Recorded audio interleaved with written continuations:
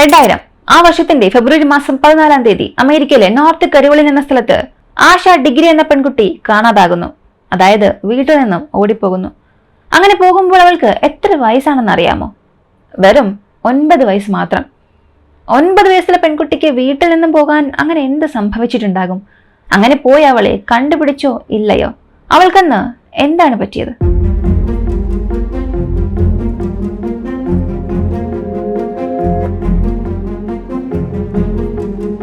അന്നത്തെ ദിവസം അതിരാവിലെ, ശരിയായി പറഞ്ഞാൽ രാവിലെ 4 മണിക്ക് നോർത്ത് കരോളിൻ വഴി പോയ ഹൈവേ നമ്പർ 18 അവിടെ വെള്ള വസ്ത്രം ധരിച്ച ഒരു പെൺകുട്ടി ഒറ്റയ്ക്ക് നടന്നു പോകുന്നു. ആ സമയം നല്ല ശക്തമായ മഴയും പെയ്യുന്നുണ്ടായിരുന്നു. മഴയത്ത് ഇരുട്ടത്ത് ഹൈവേയിൽ ഒരു പെൺകുട്ടി നടന്നു പോയിക്കൊണ്ടിരിക്കുന്നത് അതുവഴി പോയ ഒരു ട്രക്കിലെ ജെഫ് റൂപ്പ എന്നയാൾ കണ്ടു. ആദ്യത്തെ കാഴ്ചയിൽ അയാൾക്ക് പോലും വിശ്വസിക്കാനായില്ല. എങ്ങനെ ഈ ഒരു കാലാവസ്ഥയിൽ മുതിർന്നവർ പോലും ഭയപ്പെടും? അങ്ങനെയുള്ളപ്പോൾ ഒരു ചെറിയ പെൺകുട്ടി എന്തുകൊണ്ട് ഇങ്ങനെ ഒറ്റയ്ക്ക് പോകുന്നു എന്നറിയില്ലല്ലോ. ആ പെൺകുട്ടിയെ സഹായിക്കാമോ എന്ന് ചിന്തിച്ച് അവസാനിക്കുമ്പോൾ തന്നെ ആ പെൺകുട്ടി പോയിക്കൊണ്ടിരുന്ന സ്ഥലവും കഴിഞ്ഞ് ഒരുപാട് ദൂരം ട്രക്ക് എത്തിയിരുന്നു. അതിനാൽ അടുത്തു വന്ന എക്സിറ്റിൽ യു ടേൺ തിരിഞ്ഞ് ആ ചെറിയ പെൺകുട്ടിയോട് വന്ന് ജെഫ് സംസാരിക്കാൻ തുടങ്ങി, ആ വണ്ടിയിലിരുന്നു കൊണ്ട് തന്നെ. ഇയാളെ കണ്ടതും ആ പെൺകുട്ടി അടുത്തുള്ള കാടിനുള്ളിലേക്ക് ഓടാൻ തുടങ്ങി. പുറത്താണെങ്കിൽ നല്ല മഴ, അയാളുടെ വണ്ടിക്ക് പുറകിലായി മറ്റു വണ്ടികൾ വരുന്നുണ്ട്. അതുകൊണ്ട് തന്നെ ജെഫ് അവിടെ നിന്നും പോയി. അന്ന് വൈകുന്നേരം വീണ്ടും അയാൾ ആ പെൺകുട്ടിയെ കണ്ടു. എന്നാൽ ഇത്തവണ നേരിട്ടല്ല, ടിവിയിലാണ്. ആ ചെറിയ പെൺകുട്ടിയെ കാണാനില്ല എന്നുള്ള ന്യൂസ് ആ നാട് മുഴുവനും പടർന്നിരുന്നു. അവളുടെ പേര് ആശ ഡിഗ്രി. ആശ ഡിഗ്രി ആരാണ്?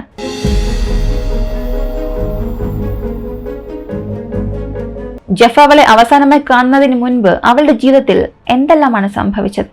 ഇതാണ് ഇന്നത്തെ വീഡിയോയിലൂടെ വളരെ വ്യക്തമായി നമ്മൾ അറിയാൻ പോകുന്നത്.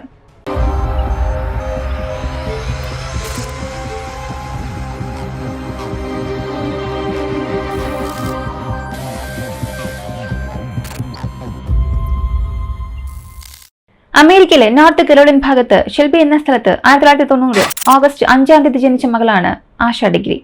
ഹെറോൾഡ് ഇക്വില ദമ്പതികൾക്ക് 2ാമത്തെ മകളായിട്ടാണ് ആശ ജനിച്ചത്. അവൾക്കൊരു സഹോദരനുമുണ്ട്.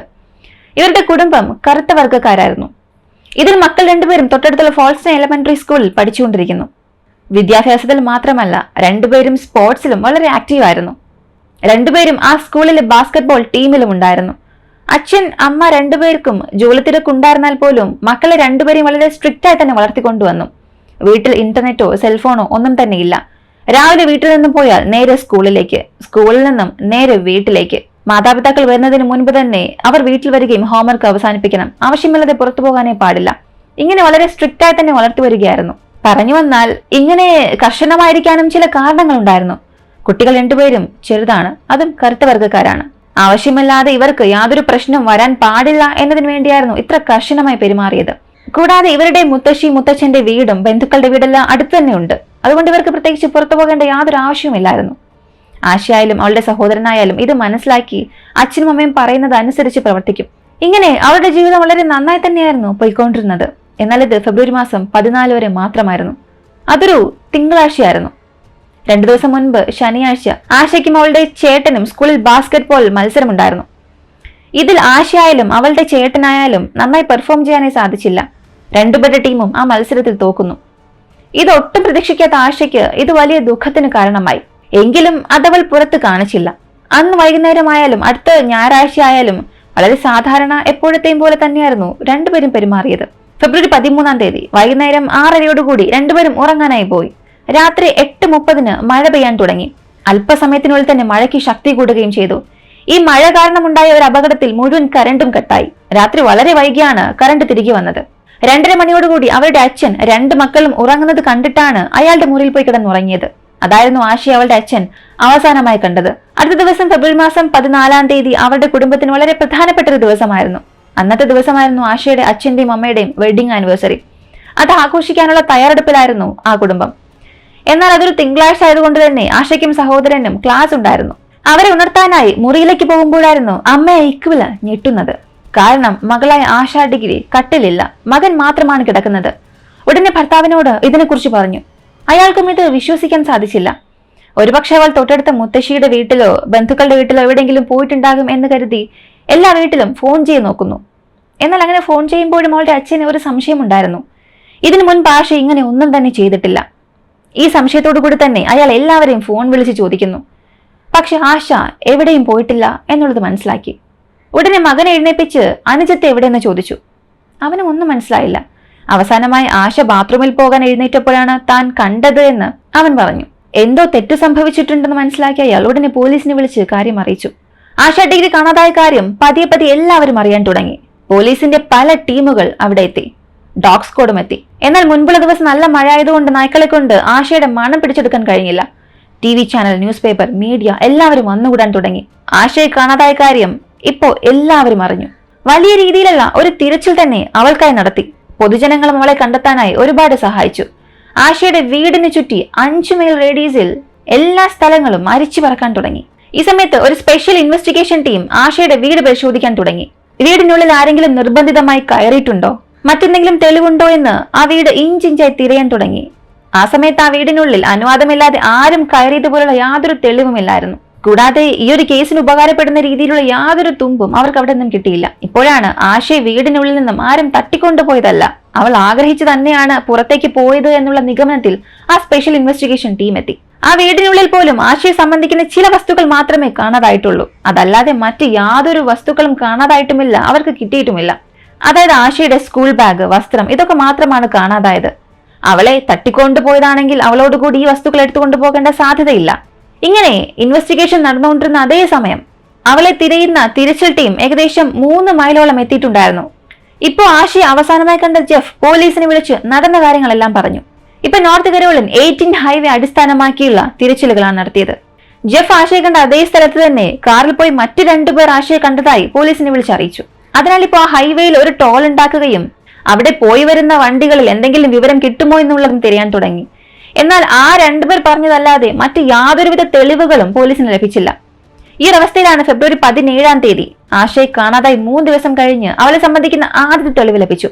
അവളെ കണ്ട 18 ഹൈവേയോട് ചേർന്ന് കിടക്കുന്ന ഒരു വസ്തുവിൽ നിർമ്മിച്ചിട്ടുള്ള ഒരു ഷെഡിൽ ഒരു മിഠായി കവർ, മിക്കി മോ ഷേപ്പിലുള്ള ഒരു ഹെയർ ബൺ, ഒരു മാർക്കർ, പെൻസിൽ, ഇതെല്ലാം തന്നെ കിട്ടുന്നു. ഒരു പക്ഷേ അത് ആശയുടേതായിരിക്കുമോ എന്നുള്ള സംശയത്തിൽ അത് കൺഫേം ചെയ്യാനായി ആശയുടെ കുടുംബത്തെ വിളിച്ചു. അവരും അത് ആശയുടേതാണെന്ന് ഉറപ്പിച്ചു പറഞ്ഞു. ഫോറൻസിക് പരിശോധനയ്ക്കായി അത് ലാബിലേക്കും അയച്ചു. എന്നാൽ അതിൽ നിന്ന് പോലും അങ്ങനെ വലിയ രീതിയിലുള്ള തെളിവൊന്നും അവർക്ക് ലഭിച്ചില്ല. ഇതായിരുന്നു ആദ്യത്തെയും അവസാനത്തെയും തെളിവ് എന്ന് വേണമെങ്കിൽ പറയാം. ഇതല്ലാതെ മറ്റൊന്നും തന്നെ പോലീസുകാർക്ക് ലഭിച്ചില്ല. ഫെബ്രുവരി 21 വളരെ ശക്തമായി നടന്നുകൊണ്ടിരുന്ന തിരച്ചിൽ പതിയെ പതിയെ അവസാനിക്കാൻ തുടങ്ങി. ഒരു ഘട്ടത്തിൽ അത് മുഴുവനായും അവസാനിച്ച് പോലീസുകാർ മാത്രം അത് ശ്രദ്ധിക്കാൻ തുടങ്ങി. എന്നാൽ എത്ര തിരഞ്ഞിട്ടും ആശയെക്കുറിച്ചുള്ള യാതൊരു വിവരവും കിട്ടിയില്ല. ഇങ്ങനെ മാസങ്ങൾ പോകുന്നു. പല മാസങ്ങൾ പോലീസുകാർക്ക് ഒന്നും അറിയാതിരുന്ന അവസ്ഥയിൽ 18 മാസങ്ങൾ കഴിഞ്ഞ് 2001 ഓഗസ്റ്റ് 3 വളരെ പ്രധാനപ്പെട്ട ഒരു വഴിത്തിരിവ് ഈ കേസിലുണ്ടായി. ആശ കാണാതായ സ്ഥലത്ത് നിന്ന് 30 മൈൽ ദൂരത്തുള്ള ബ്ലാക്ക് ഹൗണ്ട് എന്ന സ്ഥലത്ത് ഹൈവേയിൽ നിന്ന് കുറച്ചു ദൂരം മാറിയുള്ള ഒരു പ്രൈവറ്റ് പ്രോപ്പർട്ടിയിൽ കെട്ടിടത്തിന് വേണ്ടി കുഴിയെടുക്കുന്ന സമയത്ത് ഒരടി ആഴത്തിൽ കറുത്ത നിറത്തിലുള്ള ട്രാഷ് ബാഗ് കൊണ്ട് ചുറ്റിയ അവസ്ഥയിൽ ഒരു സ്കൂൾ ബാഗ് കണ്ടുപിടിച്ചു. ആ ബാഗിൽ ഉണ്ടായിരുന്ന പേരും അഡ്രസ്സും വെച്ച് അത് ആശയുടേതാണെന്ന് ഉറപ്പുവരുത്തി. എന്നാൽ ഈ ബാഗിന്റെ കണ്ടുപിടുത്തം വീണ്ടും ഈ ഒരു കേസിനെ ദുർഘടമാക്കി എന്ന് തന്നെ പറയാം. കാരണം അതിൽ ആശയുടെ വസ്തുക്കളുമായി യാതൊരു ബന്ധവുമില്ലാത്ത ഒരു ബുക്കും ഒരു ടീഷർട്ടും കിട്ടി. അത് ആശയുടേതല്ല എന്നും അവരുടെ കുടുംബം ഉറപ്പുവരുത്തി.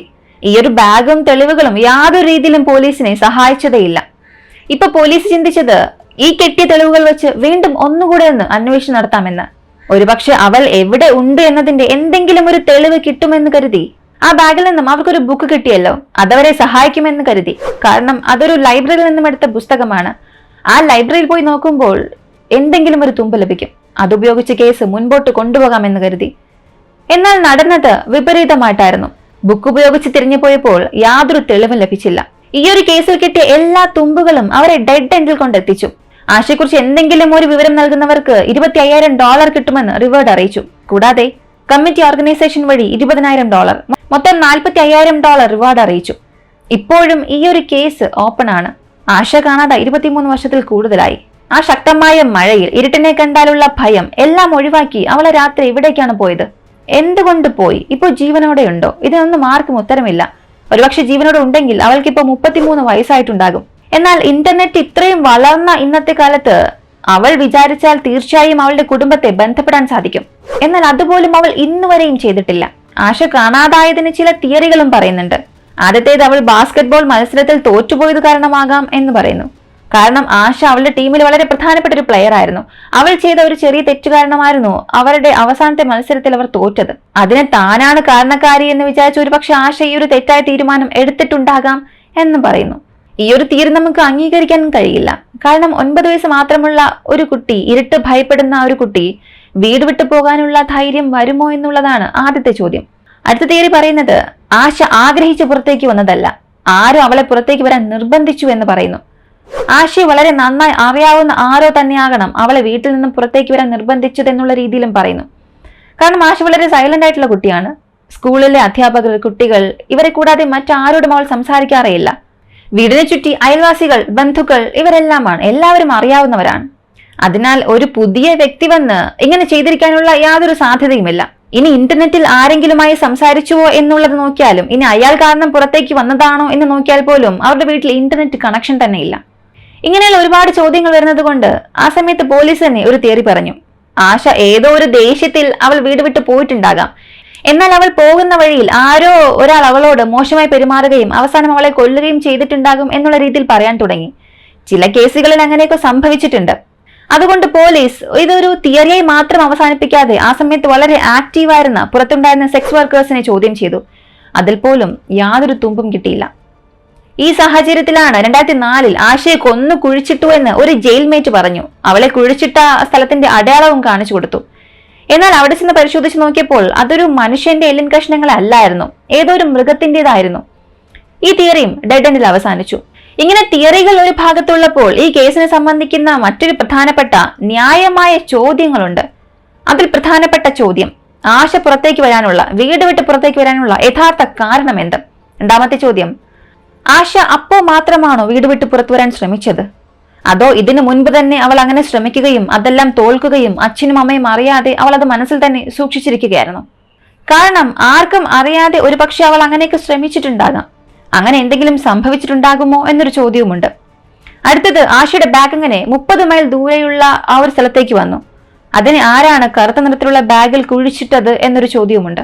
കാരണം ആശ ഇത്രയും സമയത്തിനുള്ളിൽ അത്രയും ദൂരം പോകാനുള്ള യാതൊരു സാധ്യതയുമില്ല.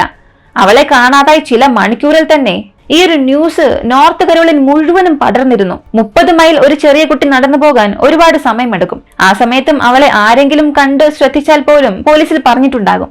എന്നാൽ അങ്ങനെയൊന്നും സംഭവിച്ചിട്ടില്ല. അങ്ങനെയുള്ളപ്പോൾ അവളുടെ ബാഗ് എങ്ങനെ 30 മൈൽ ദൂരത്തിൽ കുഴിച്ചിട്ട അവസ്ഥയിൽ കണ്ടെത്തി? അതിനുള്ളിൽ ഉണ്ടായിരുന്ന വസ്തുക്കൾ അത് ആരുടേത്? ഇങ്ങനെ ഒരുപാട് ചോദ്യങ്ങളാണ് ആശയുടെ കേസിലുള്ളത്. ഇതിനെല്ലാം ഉത്തരം അറിയാവുന്ന ഒരേയൊരു ആൾ മാത്രമേ ഉള്ളൂ. അതാണ് ആശ ഡിഗ്രി. ഇതാണ് വളരെ വിചിത്രമായ രീതിയിൽ കാണാതായ ആശ ഡിഗ്രി എന്ന പെൺകുട്ടിയെക്കുറിച്ചും അവളുടെ ഈ ഒരു കേസിനെ ചുറ്റിപ്പറ്റി നടന്ന വിചിത്രമായ സംഭവങ്ങൾ. ഈ ഒരു കേസിനെ കുറിച്ച് നിങ്ങൾ എന്താണ് ചിന്തിക്കുന്നത്? ആശ ഡിഗ്രി സത്യത്തിൽ വീട്ടിൽ നിന്ന് പുറത്തേക്ക് പോയതാണോ അവൾ ആഗ്രഹിച്ച്? അതോ അവൾ ആരെങ്കിലും തട്ടിക്കൊണ്ടുപോയതാകുമോ? ആശ ഡിഗ്രി ഇപ്പോൾ ജീവനോടെ ഉണ്ടാകുമോ? അതോ മരിച്ചിട്ടുണ്ടാകുമോ? അല്ലെങ്കിൽ കൊന്നിട്ടുണ്ടാകുമോ? നിങ്ങളുടെ അഭിപ്രായം എന്താണെന്നുള്ളത് മറക്കാതെ കമന്റിൽ പറയുക. മികച്ച അഭിപ്രായം അടുത്ത വീഡിയോയിൽ വരും. വീഡിയോ ഇഷ്ടമായാൽ ലൈക്ക് ചെയ്യുക. നമ്മുടെ ചാനൽ ഇതുവരെയും കണ്ടിട്ട് സബ്സ്ക്രൈബ് ചെയ്യാത്തവരാണ് നിങ്ങളെങ്കിൽ ഇപ്പം തന്നെ സബ്സ്ക്രൈബ് ചെയ്ത് സപ്പോർട്ടും അറിയിക്കുക. മറ്റൊരു വീഡിയോയുമായി വീണ്ടും കാണാം.